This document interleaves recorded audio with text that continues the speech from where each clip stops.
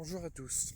On se retrouve aujourd'hui sous ce beau soleil du Pas-de-Calais pour faire un petit avant-match de la rencontre de ce soir de l'Olympique de Marseille face à Toulouse pour ses quarts de finale de Coupe de France. L'Olympique de Marseille joue son destin de fin de saison ce soir devant leur public. La crise que l'Olympique de Marseille a traversée avant ce match contre Lyon commençait à prendre beaucoup de conséquences dans le terme des présences de supporters de l'Olympique de Marseille.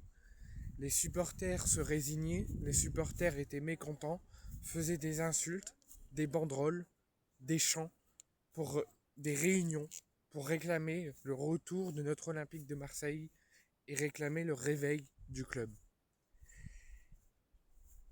Je peux même vous confirmer qu'après le match que l'OM a perdu à Brest, l'OM avait du mal à vendre ses places pour ce quart de finale de Coupe de France de ce soir contre Toulouse. Ça a été une première dans l'histoire du club que le Vélodrome pour un match de l'OM soit en difficulté de remplir son stade.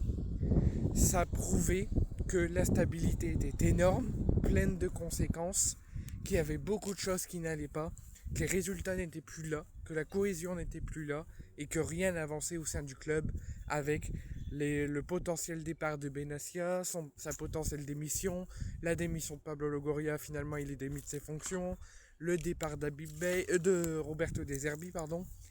Tout ça a fait que les supporters commençaient très légèrement à se résigner de continuer à suivre l'Olympique de Marseille pour la suite de la saison.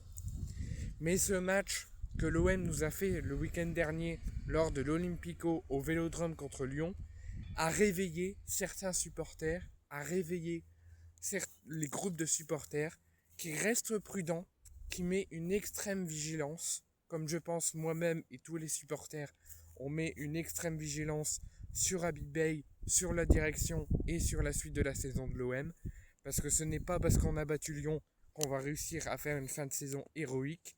Il faut encore beaucoup de travail, beaucoup de rigueur et beaucoup de professionnalisme pour se réveiller et, entre gros guillemets, faire oublier tout ce qui s'est passé cette saison.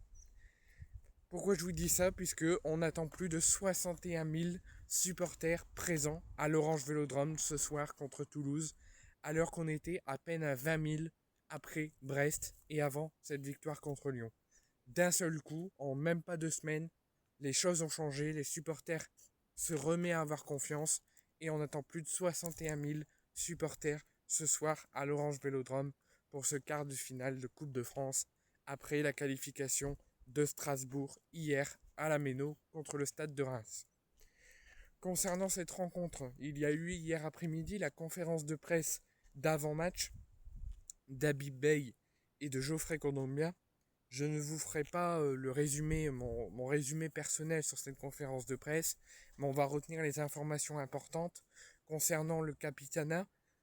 Léo Balerdi, en l'absence de Pierre-Emile Højbjerg, qui est suspendu pour ce quart de finale, pourrait retrouver son brassard de capitaine qu'il a la plupart du temps gardé sur Roberto De Zerbi, mais que depuis le match contre Brest où il ne l'avait pas et le match contre Lyon où il ne l'avait pas, c'est-à-dire les 2 premiers matchs d'Habib Beye en tant que coach de l'Olympique de Marseille, Balerdi a perdu le brassard de capitaine. Mais suite à l'absence de Pierre-Emile Højbjerg pour ce quart de finale de Coupe de France, Habib Beye serait prêt à trancher et serait prêt à redonner le brassard à Leonardo Balerdi pour ce quart de finale contre Toulouse. À confirmer ce soir lors de la composition d'équipe s'il n'a pas changé d'avis ou s'il confirme le capitanat qu'il nous a annoncé en conférence de presse. Concernant le poste des gardiens, Roberto De Zerbi avait choisi sa hiérarchie, il nous disait qu'il n'avait pas de hiérarchie tant qu'il était sous les ordres de l'OM et que Jeffrey jouerait la Coupe de France et Geronimo Rulli la Ligue 1. Et il n'y a eu qu'une seule fois ou deux où il a mis Jeffrey en championnat et pas en coupe. Habib Beye à Rennes a été plus tenté de ne pas faire de hiérarchie, de ne pas mettre de deuxième gardien en Coupe de France, mais de maintenir sa situation et de maintenir sa confiance à son numéro 1, c'est-à-dire Brice Samba. Va-t-il le faire également à l'OM? Va-t-il faire jouer comme des Zerbi le numéro 2 ou le numéro 3 Théo Vermotte? Ou est-ce que il va maintenir, comme il faisait à Rennes, la pression sur son numéro 1 et la confiance avec Geronimo Rulli qui pourrait peut-être démarrer dans les cages ce soir? On verra 1 heure avant la rencontre le choix d'Habib Bey. Concernant les absents, il nous a annoncé 4 absents: Kyrian Timber, Pierre-Emile Høgberg, Amin Gouiri et Tajin Mhadi, pas Ennani, le gros musclé. Là, lui est bien présent, il pourrait même jouer titulaire. Mais on parle de Tajin Mhadi qui a joué avec la Pro 2 cette semaine, qui a alterné entraînement avec les pros et match avec la Pro 2. Et il se plaint d'une blessure à la cuisse et il est forfait pour cette rencontre puisque le groupe, l'OM l'a communiqué ce matin et il n'en fait pas partie.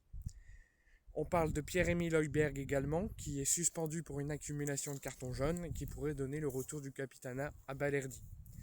On parle de Kyrian Timber qui s'est déboîté l'épaule contre Lyon, le club a dû le remettre en place après la rencontre. Il est forfait pour quelques semaines et donc forfait pour ce match contre Toulouse. Et en ce qui concerne Amin Gouiri, il ne s'est toujours pas remis de sa blessure et de sa rechute et il reste en soins au moins jusqu'au match du week-end prochain, de nouveau contre Toulouse au Stadium. Donc c'est toutes les informations que je peux vous donner sur ce quart de finale. Maintenant, l'OM doit faire le travail ce soir.